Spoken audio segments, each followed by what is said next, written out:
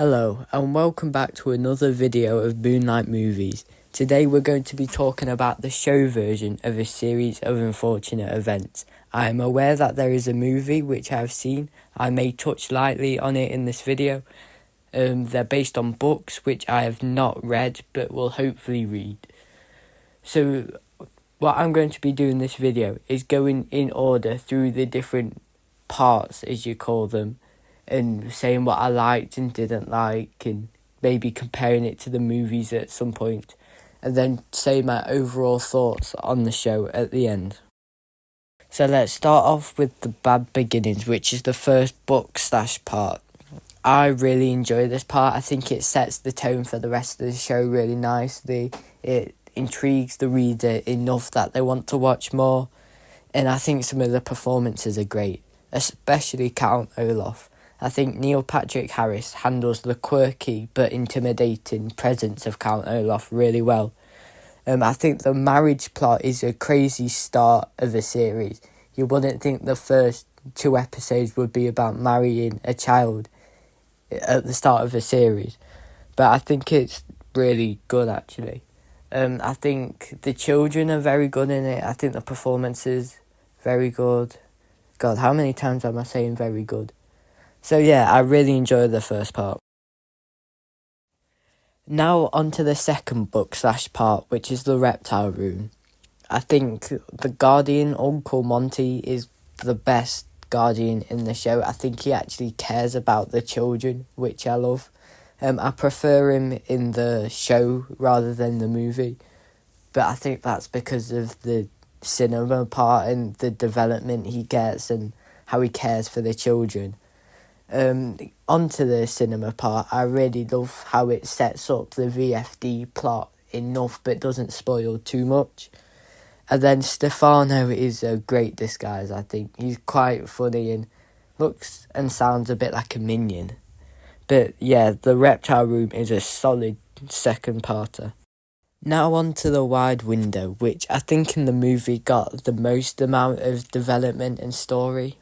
I kind of prefer the movie version of this. I think Anne Josephine is better in the movies. That may be because I like Meryl Streep more, but yeah, I think that she shines more in the movie.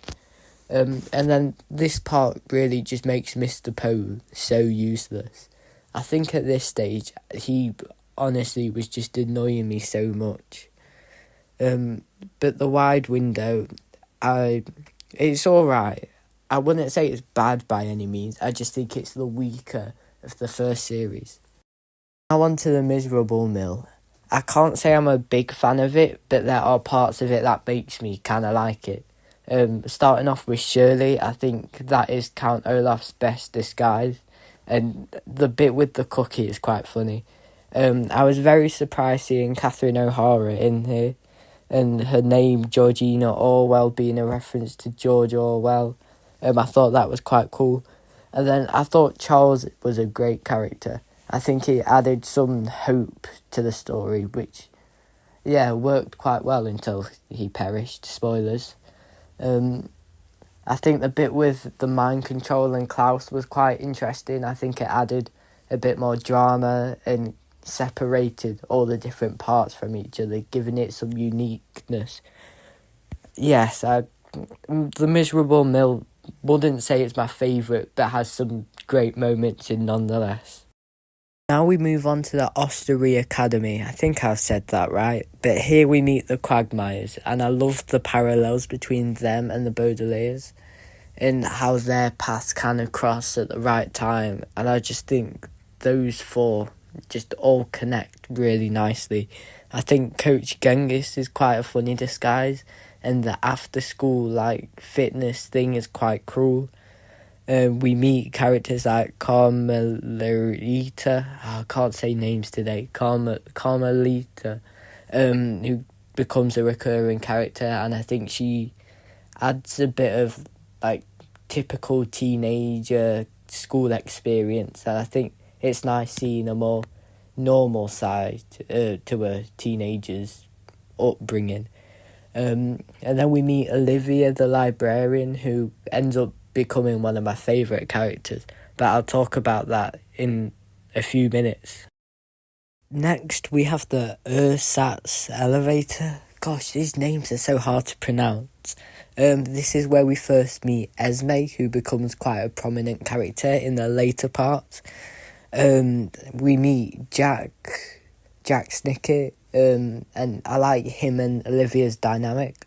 Also, Nathan Fillion in the show already becomes an amazing show. And I find the twist with Esme works quite well, but is also so predictable at the same time. And I love how stupid you feel when you realise that she was evil the entire time. Because you could tell, but you also couldn't tell at the same time, if you get what I mean. And I think that balance is quite good. Next, we have the Vile Village, which this might be controversial, but this is my least favourite book / part. I feel like the story is quite weak and forgettable, except for maybe 2 or 3 details, which are Jack Snicket's death, Olaf's fake death, the Baudelaires being framed for murder, and the Quagmires getting away. Apart from that, I find the story quite forgettable, weak, and if I could, I'd probably skip it if it wasn't for those main details, because I just really don't like this story. Next, we have the Hostile Hospital, and this episode is drilled into my skull, because when I was younger, I tried watching this show, and I saw a clip from the Hostile Hospital, and it traumatised me for like 2 or 3 years.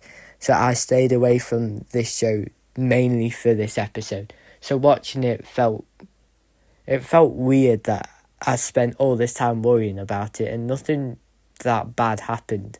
I mean, the attempts of cutting someone's head off was probably enough to scare me as a child.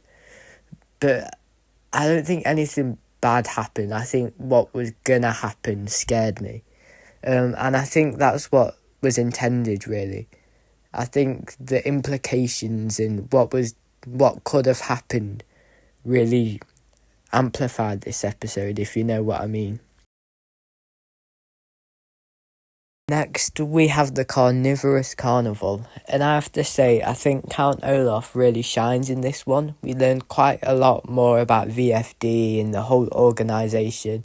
I like the Madame Lulu stuff about how it's a passive mantle, and I think Olivia gets quite a lot of development. Her death is quite sad. And yeah, that's probably the worst death in the entire show, really. I enjoyed the House of Freaks song. Again, Neil Patrick Harris, very musical man, really shines as Count Olaf. Yeah, I really enjoyed this one.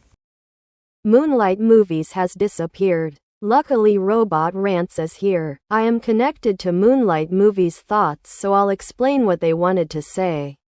Next up is The Slippery Slope. I thought this would just be filler, but I was pleasantly surprised. The VFD lore was expanded on. I love the Hookman and Sunny's relationship. Sunny was great. Next up, The Grim Grotto. I can't really remember much because the pacing is kind of off. However, Hook Handman development is always a win. Next up is The Penultimate Peril. Esme and Carmelita really did shine. The court scene was great, but the sausage making still haunts me. The ending was great. Finally, we have the end. I am not a big fan of this one. It teases so much yet it goes nowhere with it.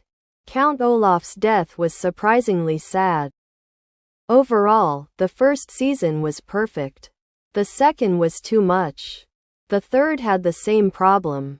Even so, it's a great series and much better than the movie. The movie tries to merge several storylines into one, which doesn't work. However, it handles widescreen time better. Jim Carrey isn't scary. Robot Rants out. I will be here for the foreseeable future. By Who Mains.